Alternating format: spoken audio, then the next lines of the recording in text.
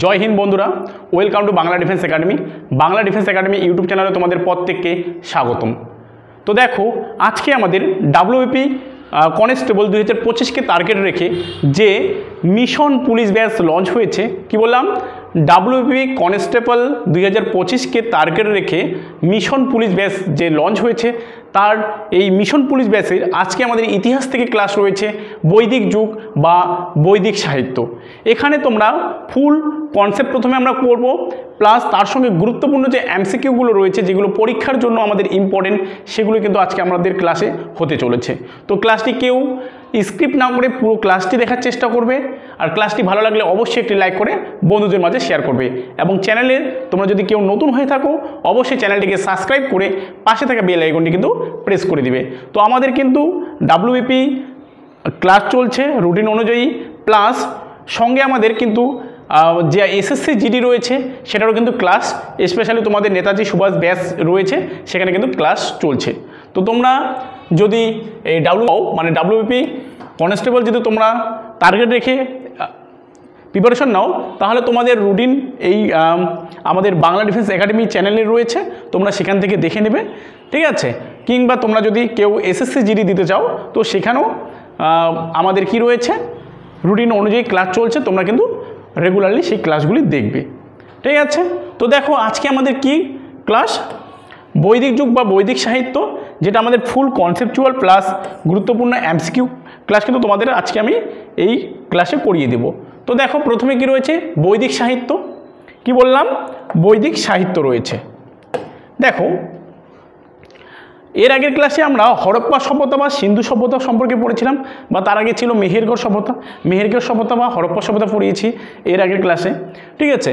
সেখানে আমরা দেখেছিলাম যে হরপ্পা সভ্যতা বা সিন্ধু সভ্যতা ধ্বংস হওয়ার শেষ 150 বছর পর, কত বছর পর, 150 বছর পর কিন্তু এই বৈদিক সভ্যতা কিন্তু গড়ে উঠেছে সেই একই জায়গায়।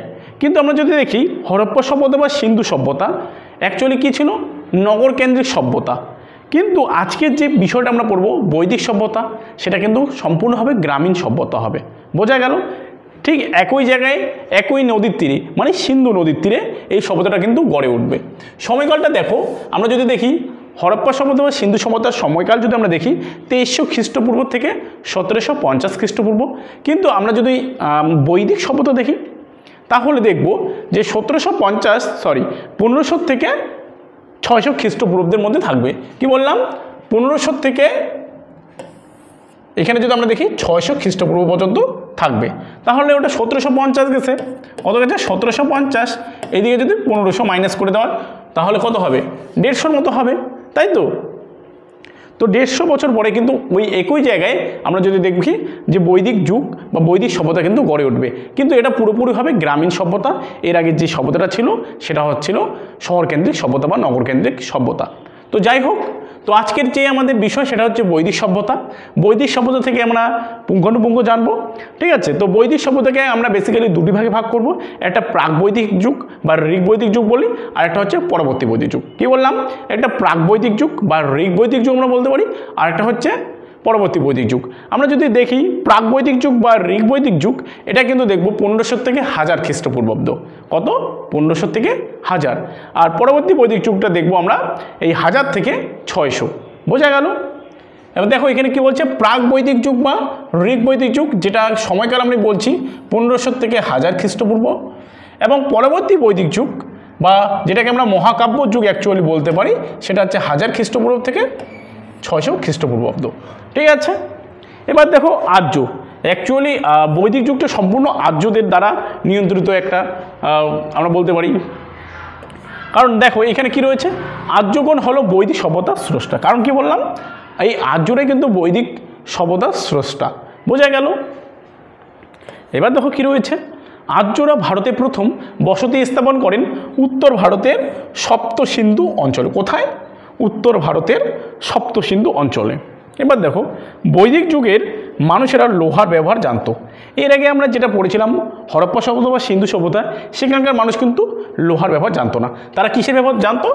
তামা। তারা সবথেকে বেশি ইউজ করতো তামা। তাই সেই যুগকে আমরা কি বলবো, তাম্রপ্রস্তর যুগ। তাম্রপ্রস্তর তাম্রপ্রস্তর যুগ কিন্তু বলা হয়। সেই যুগকে আমরা কি বলি? তাম্রপ্রস্তর যুগ বা ক্যালকোলিথিক এজ কিন্তু আমরা বলি। তো এটা কিন্তু আমাদের লৌহ যুগ, বোঝা গেল? মানে লোহার ব্যবহার আর্যরা জানতো। এবার দেখো আর্যদের আদি বাসস্থান মধ্য এশিয়াতে, এটাই কিন্তু ধরা হয়। এটা বিতর্কিত কিন্তু, ঠিক আছে? মানে ঐতিহাসিক মহলে এটা এখনও মানে ঠিক হয়নি যে কোনটা সঠিক। এবার দেখো প্রাচীনকালে গৃহপালিত পশু পালন করাই তাদের প্রধান জীবিকা ছিল। প্রাচীনকালে মানে বৈদিক যুগে আমরা যদি দেখি, সেখানকার মানুষদের প্রধান জীবিকা কী ছিল? তারা পশুপালন করবে আর কি করবে? কৃষিকাজ করবে, ঠিক আছে? এবং দ্বিতীয় জীবিকা ছিল কৃষি। তার মানে প্রথম জীবিকা যদি আমরা ধরি, সেখানকার মানুষেরা পশুপালনের উপরেই বেশি প্রাধান্য দিত, এবং সেকেন্ড যেটা পজিশন মানে থাকতো সেটা হচ্ছে কৃষি ব্যবস্থা, ঠিক আছে? এবার দেখো সেই সময় সরস্বতী নদীকে পবিত্র নদী হিসেবে চিহ্নিত করা হয়। মানে আমরা যদি দেখি বৈদিক যুগে সরস্বতী নদীর প্রাধান্য বা সরস্বতী নদীর নাম সবথেকে বেশি উল্লেখ রয়েছে, ঠিক আছে? তো এখানে আমরা কি বলবো যে বৈদিক যুগকে আমরা কি বলবো? সেই সময়কার পবিত্র নদী, এটা ঋগ্বেদে লেখা রয়েছে। এবার দেখো আর্যরা রাষ্ট্রকে, সেই সময় আর্যরা তো বৈদিক সভ্যতার স্রষ্টা, তো আর্যরা রাষ্ট্রকে মানে দেশকে 3টে ভাগে ভাগ করেছিল, গ্রাম 20 জন, বোঝা গেল? ওকে, চলো নেক্সট দেখো গ্রামের কর্তা ছিলেন গ্রামিণী, মানে গ্রামের হেডকে গ্রামিণী। 20 বা জনের শাসকদের বলা হতো বিশ্বপতি বা রাজন। রাজন মানেই রাজা, ঠিক আছে? ওকে, নেক্সট দেখো ঋগ্বৈদিক যুগে রাজাকে পরামর্শ দান অথবা রাজ্য পরিচালনা করার বিষয়ে আমরা যদি দেখি, সাহায্যের করতো কারা? সভা এবং সমিতি। সভা এবং সমিতি যদি আমরা দেখি গণপ্রতিষ্ঠান ছিল এগুলো কি সমাজের একটা গণপ্রতিষ্ঠান। সভা এবং সমিতি যদি আমরা দেখি, এখন আমাদের এই জায়গার মধ্যে রয়েছে সভা এবং সমিতি, তাই না? এবং সমিতি ছিল বৃহত্তম জনসংগঠন, এটা কিন্তু ভীষণ ইম্পর্টেন্ট। দেখো সময় পরিমাপের একক ছিল সেই সময় গোধূলি, ঠিক আছে? আর দূরত্বের একক ছিল গ্রাভতি। সময়ের পরিমাপ করার জন্য কি বলা হতো? গোধূলি, এবং দূরত্বের পরিমাপ বা একক কী ছিল? গ্রাভতি। ওকে, নেক্সট দেখো দ্রব্য বিনিময়ের মাধ্যমে সেই সময় গরু ব্যবহার করা হতো। ধরো আমি কি বললাম, ধরো আমার কাছে 4টা গরু আছে, ঠিক আছে? আমার অনেক কিছু সরঞ্জাম বা অনেক কিছু জিনিসের দরকার, যেমন ভাত রান্না করার জন্য হাঁড়ি কড়াই যাবতীয় জিনিসপত্র দরকার। তো কুমোরের কাছ থেকে আমি কি নিলাম? কুমোরকে একটা গরু দিয়ে দিলাম, কুমোর আমাকে এই হাঁড়ি কড়াই বানিয়ে দিয়ে দিল, ঠিক আছে? তো এই যে বিভিন্ন ধরনের জিনিস আদান প্রদান যেটার আমার প্রয়োজন, তো এটার মেন মাধ্যম ছিল কি? এই গরু। এখন তো আমরা টাকা দিয়ে কিনি, তাই তো? কিন্তু সেই সময় তো আর টাকা ছিল না, ঠিক আছে? মানে ঋগ্বৈদিক যুগে প্রথমের দিকে কিন্তু কোনো টাকা পয়সা ছিল না। পরবর্তীকালে আমরা দেখব যে বিভিন্ন ধরনের টাকা পয়সা বের হবে, যেমন হচ্ছে নিষ্ক হবে, মনা হবে, ঠিক আছে? পরবর্তী বৈদিক যুগে আমরা দেখি কৃষ্ণাল, শতমান এই যে ধরনের মুদ্রা কিন্তু পাওয়া যাবে বা দেখা যাবে। কিন্তু প্রথমে তাদের যে বিনিময়ের মাধ্যম ছিল সেটা হচ্ছে গরু ছিল, বোঝা গেল? তো দেখো এখানে কী লেখা আছে?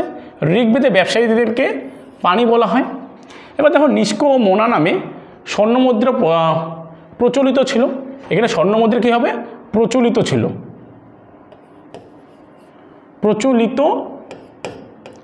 প্রচলিত ছিল। এগুলো আসলে ছিল স্বর্ণখণ্ড, ঠিক আছে? আর মোনা ছিল সেই সময় প্রাচীন ব্যাবিলনের কিন্তু মুদ্রা। ওকে, নেক্সট দেখো আর্যদের পরিচয় ও আদি বাসস্থান। মানে আর্যরা কোথা থেকে আসলো এটা নিয়ে অ্যাকচুয়ালি ঐতিহাসিক মহলে মতপার্থক্য রয়েছে, ঠিক আছে? তো তাদের অবস্থান সম্পর্কে আমরা জেনে নেব। আর্যদের আদি বাসস্থান নিয়ে বিভিন্ন মতভেদ রয়েছে। যেমন প্রথম মতভেদটা দেখো কি রয়েছে? আর্যরা ছিল ভারতীয়, ভীষণ ইম্পর্টেন্ট। দেখো ভারতীয় ঐতিহাসিকদের মতে আর্যরা ছিল ভারতীয়, যেমন গঙ্গানাথ ঝা, ডিএস ত্রিবেদী, বিবি লাল প্রমুখদের মতে আর্যরা মুলতানের অন্তর্গত দেবিকা নদীর তীরবর্তী অঞ্চলে বসবাস করত। মানে এদের মতে আর্যরা ভারতীয় ছিল এবং দেবিকা অঞ্চলে তারা বসবাস করত। এবার দেখো কী রয়েছে? এসি দাস এর মতে আর্যদের সপ্ত সিন্ধু অঞ্চল ছিল আর্যদের আদি বাসস্থান। মানে আর্যরা সপ্ত সিন্ধু যে অঞ্চল রয়েছে মানে আমাদের পাঞ্জাব এরিয়ার মধ্যে, সেখানেই কিন্তু আর্যদের আদি বাসস্থান ছিল। ওকে, নেক্সট দেখো আর্যরা ছিল বহিরাগত। কারা কারা বলেছিল বা কোন কোন ঐতিহাসিকরা বলেছিল যে আর্যরা ছিল বহিরাগত? ঠিক আছে, তো এটা আমরা দেখে নিই কী লেখা আছে। অনেকের মধ্যে আর্যরা ছিল বহিরাগত, যেমন হচ্ছে বাল গঙ্গাধর তিলক এর মতে আর্যদের আদি বাসস্থান ছিল কি কোথায়? আর্কটিক এবং সুমেরু অঞ্চল। আর ম্যাক্স মুলারের মতে আর্যরা এসেছিল কোথা থেকে? মধ্য এশিয়ার থেকে। ঠিক আছে, এই ম্যাক্স মুলারের যেটা বক্তব্য সেটাই কিন্তু সবথেকে বেশি প্রাধান্য দেওয়া হয়। ম্যাক্স মুলারের মতে আর্যরা এসেছিল কোথা থেকে? মধ্য এশিয়ার থেকে, এটাই কিন্তু সবথেকে বেশি প্রাধান্য দেওয়া হয়। এবার দেখো উইলিয়াম জোন্স, সকলেই জানি আমরা এশিয়াটিক সোসাইটি প্রতিষ্ঠা করেন, তাই না? কলকাতায়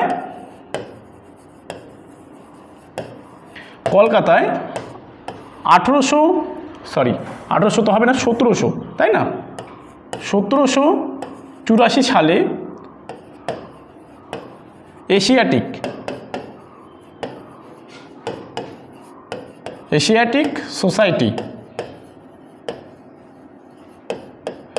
সোসাইটি কিন্তু তিনি প্রতিষ্ঠা করেছিলেন, তাই তো, এই উইলিয়াম জোন্স। আর উইলিয়াম জোন্স কি বলেছিলেন? আর্যরা ছিল ইউরোপীয়। এ কি বলেছিল? মানে এই ঐতিহাসিক বলেছিল আর্যরা ছিল ইউরোপীয়। এটা কিন্তু ইন্দো ইউরোপীয় ভাষাগোষ্ঠীর অন্তর্গত বা অন্তর্ভুক্ত ছিল এই উইলিয়াম জোন্সের মতে। এবার দেখো আর্যদের সামাজিক জীবন। দেখো ঋগ্বৈদিক যুগে আর্যদের মূল ভিত্তি ছিল পরিবার, এবং পরিবার ছিল পিতৃতান্ত্রিক। এর আগে যে ক্লাসটা আমরা করিয়েছিলাম সেখানে দেখেছিলাম যে সিন্ধু সভ্যতা বা হরপ্পা সভ্যতার পরিবার কিন্তু ছিল মাতৃতান্ত্রিক, তো এটা কিন্তু পিতৃতান্ত্রিক। বোঝা গেল? এবার নারীদের স্থান কি রয়েছে? নারীদের স্থান ঋগ্বৈদিক যুগে নারীর স্বাধীন সত্তা লক্ষ্য করা যায়। সে সময়ে শিক্ষা দীক্ষার ক্ষেত্রে নারীদের সমান সুযোগ প্রদান করা ছিল। এবার দেখো কোন কোন নারী এখানে রয়েছে, সেটা হচ্ছে অপলা, ঘোষা, গার্গী, মৈত্রী, বিশাখা, লোপামুদ্রা ছিল অন্যতম সেই সময়, মানে ঋগ্বৈদিক যুগের এগুলো হচ্ছে বিদুষী নারী। বোঝা গেল? নেক্সট দেখো বর্ণভেদ প্রথা। এবার যদি দেখি এই সময় থেকেই ভারতের দুটি বর্ণের সৃষ্টি হয়, একটা হচ্ছে গৌরবর্ণ আর্য আর একটা হচ্ছে কি কৃষ্ণবর্ণ অনার্য। গৌরবর্ণ বলতে সাদা চামড়ার মানুষদের বলা হতো আর্য, আর কৃষ্ণবর্ণ মানে কালো চামড়ার মানুষদের বলা হতো অনার্য, মানে এরা আর্য নয়। বোঝা গেল? কি বললাম? গৌরবর্ণ যারা সাদা চামড়ার মানুষ তারা হচ্ছে আর্য, আর যারা কালো চামড়ার মানুষ তারা হচ্ছে অনার্য। এবার দেখো চতুরাশ্রম। আমরা সকলে জানি চতুরাশ্রম ভেরি ভেরি ইম্পর্টেন্ট একটা বিষয়। এবার দেখো বৈদিক যুগের প্রত্যেক আর্য সন্তানদের জীবন 4টি আশ্রমের মধ্যে দিয়ে অতিবাহিত হতো। কি বললাম? বৈদিক যে সন্তান রয়েছে, আর্য সন্তানরা রয়েছে, তাদের জীবন যাপনের জন্য 4টা কি বললাম আশ্রমের মধ্যে দিয়ে অতিবাহিত হতো। এই 4টা আশ্রম কি কি? দেখো প্রথমে হচ্ছে ব্রহ্মচর্য। ব্রহ্মচর্য মানে কি? গুরু গৃহে বাস ও বিদ্যাচর্চা, মানে গুরুর বাড়িতে যেতে হবে প্লাস সেখানে গিয়ে পড়াশোনা মানে শিক্ষা দীক্ষা গ্রহণ করতে হবে। এটার নিয়ম ছিল 12 বছর। কত বছর? 12 বছর গুরুর বাড়িতে গিয়ে সেখানে পড়াশোনা করে আসতে হবে। এরপরে দেখো পড়াশোনা শেষ হয়ে গেলে সেটা গৃহস্থ জীবন নিতে হবে, মানে সংসার ধর্ম তোমাকে পালন করতে হবে। মানে বাড়িতে এসে এই 12 বছর শিক্ষা দীক্ষা নেওয়ার পর গুরুর বাড়ি ফেরার পরে সেখানে মানে বাড়ি ফেরার পরেই তাদেরকে বিয়ে দেওয়া হতো। ঠিক আছে, এবার গৃহস্থ জীবন হয়ে গেল। এরপরে দেখো বানপ্রস্থ। বানপ্রস্থ জিনিসটা কি? সংসার ত্যাগ করতে হবে। তোমার সংসার করার পর কিছুদিন সংসার করার পর বা কিছু বছর সংসার করার পর তোমাকে আবার সংসার জীবন কিন্তু ত্যাগ করতে হবে, এবং তারপরে করতে হবে সন্ন্যাস গ্রহণ। সংসার ত্যাগ করে ঈশ্বরের চিন্তা জীবন যাপন করাকে বলা হচ্ছে সন্ন্যাস। ওকে, নেক্সট দেখো অর্থনৈতিক সমাজ। সামাজিক সমাজ দেখলাম, এবার দেখবো আমরা অর্থনৈতিক সমাজ। অর্থনৈতিক বলতে আমরা বুঝি টাকা পয়সা। ঠিক আছে, তো প্রথমে দেখো কৃষি। সেই সময় আমরা যদি দেখি ধান, যব, গম ছিল প্রধান, এবং ব্রীহি শব্দ থেকে ধানকে এবং গোধূম শব্দ কিন্তু গমকে বোঝাচ্ছে। তার মানে এই সময়েও ধান, গম, যব, বার্লি এগুলো কিন্তু চাষ হতো। এরপরে দেখো পশুপালন। ঋগ্বেদে গাভীশ্রী শব্দের উল্লেখ আছে, যার মানে হলো গরুর সন্ধান। বোঝা গেল? এরপরে দেখো ধর্মীয় জীবন। এই যে ঋগ্বৈদিক যুগের মানুষদের ধর্মীয় জীবন কীরকম ছিল। পূজা দেখো, পূজা সেই সময়ে প্রকৃতি পূজা প্রচলিত ছিল। ঠিক আছে, প্রকৃতি পূজা বলতে গাছেদের পুজো থেকে শুরু করে, ঠিক আছে, এগুলো করা হতো। এবার দেবদেবীদের মধ্যে সেই সময় কারা কারা ছিলেন দেখো। স্বর্গের দেবতা ছিল দৌ, যেটাকে দেবতাদের পিতা বলা হয়, আর মাতৃত্বের দেবী ছিল পৃথ্বী। এছাড়াও রয়েছে দেখো ঝড়ের দেবতা সেই সময় ছিল মরুত, প্রলয়ের দেবতা ছিল রুদ্র, স্বর্গরাজের সম্রাট ছিল বরুণ। বোঝা গেল? এবার দেখো দেবদেবীদের মধ্যে ঋগ্বৈদিক যুগে শিবের অস্তিত্ব কিন্তু ছিল না। ঠিক আছে, ঋগ্বৈদিক যুগে আমি কি বললাম, শিবের অস্তিত্ব কিন্তু ছিল না ঋগ্বৈদিক যুগে। ওকে, নেক্সট দেখো, এটা গেল আমাদের ঋগ্বৈদিক যুগ। এবার ঋগ্বৈদিক যুগের পর আমরা যেটা দেখব সেটা হচ্ছে পরবর্তী বৈদিক যুগ। এটা আমরা বেসিক্যালি দেখব 1000 থেকে মানে 1000 খ্রিস্টপূর্ব থেকে আমরা যদি দেখি 600 খ্রিস্টপূর্ব পর্যন্ত। কি বললাম, এটা 1000 খ্রিস্টপূর্ব থেকে 600 খ্রিস্টপূর্ব পর্যন্ত কিন্তু এটা ছিল বেসিক্যালি। দেখো এরপরে দেখো কি রয়েছে, ঋগ্বৈদিক যুগের পর থেকে বুদ্ধদেবের আগমনের পূর্ববর্তী যুগ পর্যন্ত সময়কে আমরা বলবো পরবর্তী বৈদিক যুগ। কি বললাম, ঋগ্বৈদিক যুগের পর থেকে বুদ্ধদেবের আগমনের পূর্ববর্তী পর্যন্ত সময়কে আমরা কি বলবো, পরবর্তী বৈদিক যুগ। এবার দেখো পরবর্তী বৈদিক যুগটা বেসিক্যালি কেন পরবর্তী বৈদিক যুগ বলা হয়। দেখো ঋগ্বৈদিক যুগে বিশেষ করে আমরা যদি দেখি নারীদের স্বাধীন সত্তা লক্ষ্য করা যাবে। ঠিক আছে, নারীরা শিক্ষা দীক্ষা উভয় ক্ষেত্রে ছেলেদের সঙ্গে হাতে হাত মিলিয়ে বা কাঁধে কাঁধ মিলিয়ে তারাও শিক্ষা দীক্ষার ক্ষেত্রে এবং বিভিন্ন রাজকীয় কাজকর্মে তারা কি করবে, যোগদান করবে। কিন্তু আমরা যদি পরবর্তী বৈদিক যুগটা দেখি, ঠিক আছে, তার পুরোপুরিভাবে অপোজিট হবে। অপোজিট বলতে নারীদের কোনো স্বাধীন সত্তা লক্ষ্য করা যাবে না, নারীরা কোথাও অংশগ্রহণ করতে পারবে না। ঠিক আছে, তারা মানে অন্য কোনো পুরুষকে তাদের মুখমণ্ডল দেখাতে পারবে না। ঠিক আছে, তো এই ধরনের পরিবর্তন কিন্তু পরবর্তী বৈদিক যুগে হয়। এছাড়াও যদি আমরা দেখি পরবর্তী বৈদিক যুগে ব্রাহ্মণদের উৎপাত বেড়ে যাবে। ঠিক আছে, এখানে বর্ণ প্রথা পুরোপুরিভাবে বর্ণ প্রথা বা কাস্ট প্রথা পুরোপুরিভাবে শুরু হবে। যেমন এখানে আমরা দেখব ব্রাহ্মণ ক্ষত্রিয় বৈশ্য শূদ্র এই 4টি যদি আমরা দেখি জাতির উদ্ভব হবে। এবং এই যে ব্রাহ্মণ ক্ষত্রিয় বৈশ্য এই যে শূদ্র যে জাতিটা রয়েছে, সে যে জাতিটা রয়েছে, তারা এই যে 3 জন রয়েছে ব্রাহ্মণ ক্ষত্রিয় বৈশ্য শূদ্র, এই শূদ্র কোথায় বললাম, ব্রাহ্মণ ক্ষত্রিয় বৈশ্য কথা বললাম, এই যে 3 শ্রেণীকে তারা সেবা করবে। বোঝা গেল? এবং তাদের জীবনযাপন পদ্ধতি পুরোপুরিভাবে চেঞ্জ হয়ে যাবে। তারা রাস্তাঘাটে চলাফেরা করতে পারবে না, তারা নলকূপে বা কোনো কলে সেই সময় তো নলকূপ ছিল না, কুয়োতে জল তুলতে পারবে না, কোনো মানুষকে তারা স্পর্শ করতে পারবে না। ঠিক আছে, তো এই ধরনের কিন্তু প্রথা চলে আসে। ঠিক আছে, তো সাধারণ মানুষের আমরা দেখব যে চলাফেরা থেকে শুরু করে সম্পূর্ণ পরিবর্তন হয়ে যাবে পরবর্তী বৈদিক যুগে। ঠিক আছে, এবার দেখো এই যুগে বর্ণ ব্যবস্থা ছিল কঠোর, মানে বর্ণ ব্যবস্থা পুরোপুরিভাবে কঠোর হবে। ব্রাহ্মণরা ছিল সমাজের উচ্চ স্তরে, মানে পরবর্তী বৈদিক যুগে। এখানে দেখব বাল্যবিবাহ, বহুবিবাহ, পণ প্রথা, সতীদাহ প্রথা ইত্যাদি প্রচলন কিন্তু শুরু হবে এই যুগে। ঋগ্বৈদিক যুগে কিন্তু এটার কোনো কিছু প্রচলন শুরু হবে না। মানে আমরা যদি দেখি 1500 খ্রিস্টপূর্বাব্দ থেকে যদি আমরা দেখি 1000 খ্রিস্টপূর্বাব্দের মধ্যে কোনো কিছু কিন্তু হবে না। কিন্তু 1000 থেকে 600 খ্রিস্টাব্দ আসতে না আসতে আমরা দেখব যে এখানে বাল্যবিবাহ, বহুবিবাহ, পণ প্রথা, সতীদাহ প্রথা ইত্যাদির প্রচলন, মানে সব কিছুরই প্রচলন কিন্তু এই পরবর্তী বৈদিক যুগে শুরু হবে। বোঝা গেল?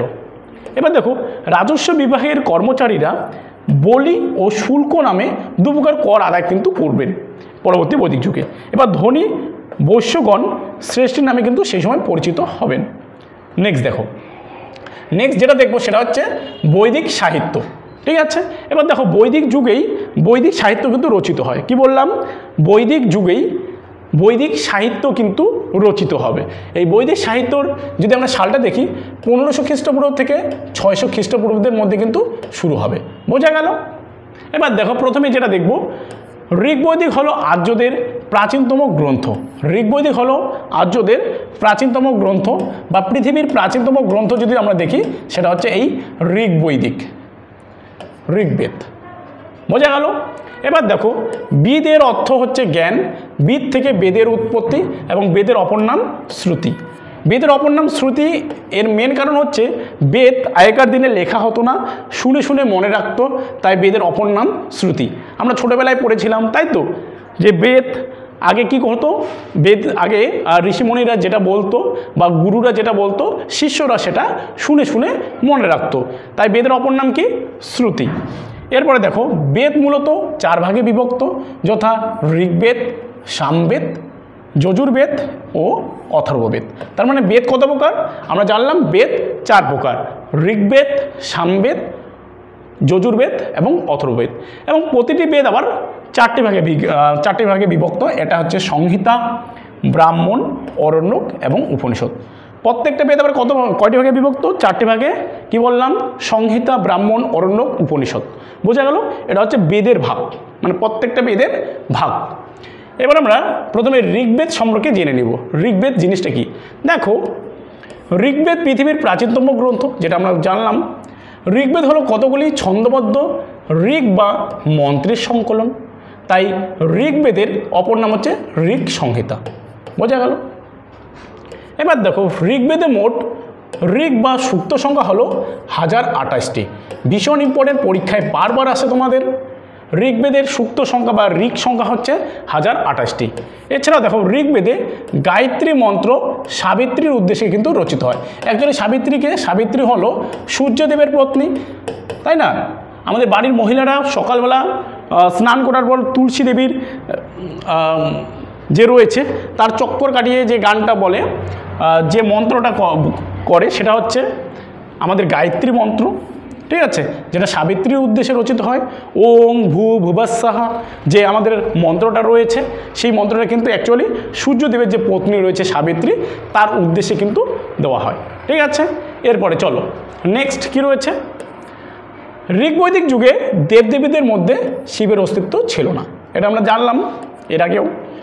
ঋগ্বেদে আর্যদের সভা ও সমিতি নামে দুটি গণতান্ত্রিক প্রতিষ্ঠান ছিল, এটাও দেখেছিলাম আমরা এর আগে। ঋগ্বেদে প্রথম বর্ণ ব্যবস্থা বা কাস্ট সিস্টেম এর কিন্তু উল্লেখ পাওয়া যায়। কি বললাম? ঋগ্বেদে প্রথম বর্ণ ব্যবস্থা বা কাস্ট সিস্টেম। ঠিক আছে? এই যে বললাম গৌরবর্ণ, আর্য, কৃষ্ণবর্ণ, অনার্য, এছাড়াও কি রয়েছে ব্রাহ্মণ, ক্ষত্রিয়, বৈশ্য, শূদ্র, এই যে চারটা শ্রেণী, এই চারটা শ্রেণী কিন্তু আমরা যদি দেখি ঋগ্বৈদিক যুগে কিন্তু হয়েছিল, মানে এটা পাওয়া গিয়েছিল, উল্লেখ পাওয়া গিয়েছিল। এবার দেখো, ঋগ্বেদে সবচেয়ে বেশি আলোচিত হয়েছে সরস্বতী নদীর নাম, এটা কিছুক্ষণ আগেও দেখলাম। ঋগ্বৈদিক যুগে উল্লেখিত সপ্তসিন্ধু নদীগুলি হলো কি কি? 7টা নদী: সিন্ধু, সরস্বতী, শতদ্রু, যা আমরা যেটা বলি শতদ্রী বলতে পারি, পুরুষানী, রাবি বা ইরাবতী নদীর নাম ছিল, আসকানি, চেনাব নদীর নাম ছিল, বিপাশা, বিতস্তা, এগুলো হচ্ছে আমাদের সপ্তসিন্ধু। বোঝা গেল? 7টা নদী। এবার দেখো, ঋগ্বেদ হয়ে গেল, এবার আমরা সামবেদ সম্পর্কে পড়ব। দেখো, সেই সময় যদি আমরা বেদগুলো দেখি না, বেদগুলো সংস্কৃত ভাষায় রচিত হয়েছিল। বেদ কোন ভাষায় রচিত হয়েছিল? সংস্কৃত ভাষায় রচিত হয়েছিল। ওকে, এবার আমরা সামবেদ সম্পর্কে দেখে নিব। দেখো কি বলছে, ভারতীয় প্রাচীনতম সঙ্গীতের উৎস কিন্তু আমাদের সামবেদ। এই যে আমাদের গান বাজনা সব কিছু, তাল সব কিছু কোথার থেকে উৎপত্তি? এই সামবেদ থেকে উৎপত্তি। ঠিক আছে? এই যে গানের যে উৎপত্তি, সেটা কিন্তু এই সামবেদ থেকেই উৎপত্তি। বোঝা গেল? এবার দেখো, সামনের অর্থ হলো সাম, যার কথা হচ্ছে এই সামন শব্দ থেকে এসেছে। এবার দেখো, সামবেদের ব্রাহ্মণ শাখা গ্রন্থের সংখ্যা হচ্ছে এখানে 8টি বলা হচ্ছে। ওকে, সামবেদ হয়ে গেল। এবার আমরা যজুর্বেদ সম্পর্কে কিন্তু আলোচনা করব। এবার দেখো, এখানে কি রয়েছে, যজুর্বেদ হলো গদ্য জাতীয় মন্ত্রের সমাহার। যজুর্বেদ দুভাগে বিভক্ত, একটা হচ্ছে শুক্ল যজুর্বেদ, একটা হচ্ছে কৃষ্ণ যজুর্বেদ। আমরা জানি যে আমাদের মাস কয়টি ভাগে বিভক্ত? মাস হচ্ছে এক মাসে 2টো পক্ষ হয়, একটা কৃষ্ণপক্ষ, একটা শুক্লপক্ষ, মানে 15 দিন অন্তর হয়, তাই তো? তো সেই রকমই যজুর্বেদ কিন্তু দুভাগে বিভক্ত, একটা হচ্ছে শুক্ল যজুর্বেদ আর একটা হচ্ছে কৃষ্ণ যজুর্বেদ। নেক্সট দেখো, শুক্ল যজুর্বেদে ব্রাহ্মণ শাখাটির নাম হচ্ছে শতপথ ব্রাহ্মণ। যজুর্বেদে 2টি আরণ্য গ্রন্থ হচ্ছে তৈত্তিরীয় অরণ্য এবং শতপথ আরণ্য। এরপরে আমরা অথর্ববেদ সম্পর্কে কিন্তু জানব। দেখো কি রয়েছে, অথর্ববেদে আদি নাম ছিল অর্থবাঙ্গিন রস। ওকে, নেক্সট দেখো, অথর্ববেদে মন্ত্র, তন্ত্র এবং জাদুবিদ্যার সন্নিবেশ কিন্তু দেখা যায়। ভীষণ ইম্পর্টেন্ট। কোন বেদে মন্ত্রতন্ত্র এবং জাদুবিদ্যার উল্লেখ পাওয়া যায়? সেটা হচ্ছে কি? আমাদের অথর্ববেদ। চলো নেক্সট প্রশ্ন। এবার দেখো, প্রতিটি বেদের ভাগ, মানে এই যে কি রয়েছে, ঋগ্বেদ, সামবেদ, যজুর্বেদ, অথর্ববেদ, এই যে বেদ 4 প্রকার, এই 4টা বেদের আবার 4টা ভাগ রয়েছে। সেটা কি? সংহিতা, ব্রাহ্মণ, অরণ্যক, উপনিষদ। এই সংহিতা, ব্রাহ্মণ, অরণ্যক, উপনিষদ কিন্তু তোমাদের এর আগেও 2022 সালের যে এক্সাম ডাব্লিউবিপিতে এক্সাম হয়েছিল সেখানেও কিন্তু এসেছিল, ঠিক আছে। ডাব্লিউবি এক্সাম 2022 সালে যে হয়েছিল সেখানে কিন্তু তোমাদের এসেছিল এই ঋগ্বেদ থেকে, বৈদিক যুগ থেকে, ঠিক আছে। তো দেখবো আমরা সংহিতা সম্পর্কে। প্রথমে দেখো সংহিতা বৈদিক আর্যদের সমাজ জীবন, সামবেদ দেবতার উদ্দেশ্যে নিবেদিত শ্রুতিগান, যজুর্বেদ যাগযজ্ঞের নিয়মকানুন এবং অথর্ববেদে আয়ুর্বেদ বিজ্ঞানসহ অন্যান্য বিষয় সম্পর্কে কিন্তু অবহিত করে আমাদের। নেক্সট দেখো সংহিতা প্রধানত সূক্ত বা অর্থাৎ স্রোত বা মন্ত্র বা শ্রুতিগানের প্রভৃতির সংকলন। এবার দেখো ব্রাহ্মণ সম্পর্কে জানবো আমরা। বৈদিক যুগে গৃহীদের ক্রিয়াকাণ্ডের জন্য প্রতিটি বেদে আবার কয়েকটি ব্রাহ্মণ নামক শাখা গ্রন্থ রচিত হয়েছিল। এবার দেখো ব্রাহ্মণের মধ্যে শতপথ ব্রাহ্মণ হলো বৃহত্তম ব্রাহ্মণ গ্রন্থ, বোঝা গেল। নেক্সট দেখো আরণ্যক। দেখো কি বলছে, বৈদিক যুগে বানপ্রস্থ অবলম্বনকারী অরণ্যবাসীর বিভিন্ন বিষয়ে জ্ঞানার্জনের জন্য আরণ্যক গ্রন্থ কিন্তু রচনা করা হয়। যারা ফরেস্টে থাকবে, সংসার ত্যাগ করে যারা অরণ্যে থাকবে, মানে সন্ন্যাস গ্রহণ করবে, তো সন্ন্যাস গ্রহণ করার পর তারা কী কী কাজকর্ম করবে তার জন্য কিন্তু গ্রন্থটা হচ্ছে এই আরণ্যক গ্রন্থ। এবার দেখো লাস্ট ভাগ যেটা রয়েছে বেদের, সেটা হচ্ছে উপনিষদ, ঠিক আছে। দেখো উপনিষদগুলি সংকলিত হয়েছিল মোটামুটি 600 খ্রিস্টপূর্বাব্দে, মানে সবার শেষে আমরা যদি বলি যে উপনিষদগুলো কিন্তু কি বলবো সংকলিত হয়েছিল। এবার দেখো বৈদিক সাহিত্যের শেষতম অধ্যায় হিসেবে উপনিষদ গ্রন্থটি রচিত হয়। শেষ ভাগ বৈদিক সাহিত্যগুলির অন্তপর্বে রচিত হওয়ায় এর অপর আবার নাম রয়েছে বেদান্ত। অ্যাকচুয়ালি আমরা যদি দেখি এই উপনিষদ সবার শেষে লেখা হয়েছিল, তাই এর অপর নামও কিন্তু রয়েছে বেদান্ত, বেদের শেষ ভাগ। এবার দেখো সত্যমেব জয়তে, মানে সত্যের সর্বদা জয় হয় বা জয় হবেই, সত্যের সবসময় বা সর্বদা জয় হবেই, এই কথাটি আমরা কোথায় পেয়েছি? এটা আমরা যদি দেখি মুন্ডক উপনিষদে পেয়েছি। কোথায়? মুন্ডক উপনিষদে, মানে উপনিষদের আরেকটি ভাগ রয়েছে মুন্ডক উপনিষদ, সেখানে আমরা সত্যমেব জয়তে, মানে সত্যের সর্বদা জয় হয়, এই উক্তিটি কিন্তু পেয়েছিলাম। নেক্সট দেখো কিছু গুরুত্বপূর্ণ তথ্য, এই বৈদিক যুগ থেকে কিছু গুরুত্বপূর্ণ তথ্য আমরা দেখে নেব। দেখো ঋগ্বেদে আবৃত্তিকারীদের বলা হয় হোত্রী, বোঝা গেল। বৈদিক যুগে নিষ্ক ও মনা ছাড়াও কৃষ্ণাল ও শতমান নামে কিন্তু আরও মুদ্রা, কিন্তু স্বর্ণ মুদ্রা প্রচলিত ছিল। নেক্সট দেখো উপনিষদ প্রথম ইংরেজিতে অনুবাদ করেন চার্লস উইলকিন্স, ভীষণ ইম্পর্টেন্ট। নেক্সট দেখো বৈদিক সাহিত্য থেকে সূত্র সাহিত্যের উদ্ভব, আর এর দুটি ভাগ রয়েছে বেদাঙ্গ এবং দর্শন। এরপরে দেখো কি রয়েছে, আরণ্যক এবং উপনিষদ হলো বেদের দার্শনিক বিভাগ। এছাড়া দেখো ঋগ্বেদের যুগে একজন শক্তিশালী রাজার নাম হচ্ছে সুদাস, তোমরা সকলেই জানো। বৈদিক যুগের দূরত্ব মাপার একক হলো গাভূতি এবং সময় পরিমাপ মাপার একক হলো গোধূলি, বোঝা গেল। ঋগ্বৈদিক যুগে সর্বাপেক্ষা উন্নত রাজ্য হচ্ছে পাঞ্চাল। নেক্সট আমরা এই বেদের বা বৈদিক যুগের গুরুত্বপূর্ণ এমসিকিউ নিয়ে এখন আলোচনা করব। তো প্রথম প্রশ্ন কি রয়েছে, কোন ভাষায় বেদ রচিত হয়? কিছুক্ষণ আগেও বলেছিলাম তোমাদের, অপশন নাম্বার ডি, সংস্কৃত ভাষায় কিন্তু বেদ রচিত হয়েছিল। নেক্সট দেখো বেদের কোন অংশে গায়ত্রী মন্ত্র অন্তর্ভুক্ত ছিল? গায়ত্রী মন্ত্র কিছুক্ষণ আগেই বললাম তোমাদের, তো আমাদের এখানে কি হবে? গায়ত্রী মন্ত্র অ্যাকচুয়ালি ঋগ্বেদে হবে, অপশন নাম্বার এতে আমাদের সঠিক অ্যান্সার। নেক্সট প্রশ্ন দেখো ঋগ্বেদে কতগুলি শ্লোক রয়েছে? ঋগ্বেদে আমরা যদি দেখি 1028টি, মানে অপশন নাম্বার বি আমাদের এখানে সঠিক অ্যান্সার, 1028টি কিন্তু শ্লোক রয়েছে। নেক্সট দেখো কি রয়েছে, নিম্নের কোনটি আর্যদের, কি বললাম, নিম্নের কোনটি আর্যদের ব্যবহৃত মুদ্রা? তো ডি নাম্বার অপশন আমাদের সঠিক অ্যান্সার হচ্ছে, বোথ এ এবং বি উভয়ই হচ্ছে। নেক্সট প্রশ্ন দেখো ভারতীয় সঙ্গীতের আদি গ্রন্থ কি? ভারতীয় সঙ্গীতের আদি গ্রন্থ কি? অপশন নাম্বার বি আমাদের এখানে সঠিক অ্যান্সার, সামবেদ। নেক্সট দেখো গোত্র শব্দটি প্রথম পাওয়া যায় কোন বেদে? কি বললাম, গোত্র শব্দটি প্রথম পাওয়া যায় কোন গ্রন্থে বা কোন বেদে? গোত্র অপশন নাম্বার যদি আমরা দেখি এ, ঋগ্বেদে। নেক্সট দেখো কি রয়েছে, বৈদিক যুগে দুটি জনসভার নাম করো যারা রাজশক্তিতে নিয়ন্ত্রণ করতে পারত। অপশন কি হবে এখানে? অপশন বি আমাদের এখানে সঠিক অ্যান্সার, সভা এবং সমিতি। নেক্সট দেখো, সত্যমেব জয়তে মানে সত্যের সর্বদা জয় হয়, কথাটি গৃহীত হয়েছে কোন বেদে? সামবেদে, মুন্ডক উপনিষদে, প্রশ্ন উপনিষদে, মহাভারতে। অপশন নাম্বার বি আমরা যদি দেখি মুন্ডক উপনিষদে। নেক্সট দেখো, তো এই ছিল, দেখো আর কোনো প্রশ্ন নেই, এই কিছু প্রশ্ন হচ্ছে আমাদের খুবই গুরুত্বপূর্ণ বৈদিক যুগ থেকে। তো দেখো এই ছিল আমাদের আজকে বৈদিক সভ্যতা এবং বৈদিক সাহিত্য সম্পর্কে তোমাদের ফুল কনসেপ্ট প্লাস গুরুত্বপূর্ণ এমসিকিউ। ভিডিওটি তোমাদের যদি ভালো লেগে থাকে অবশ্যই একটি লাইক করো এবং বন্ধুদের মাঝে শেয়ার করো।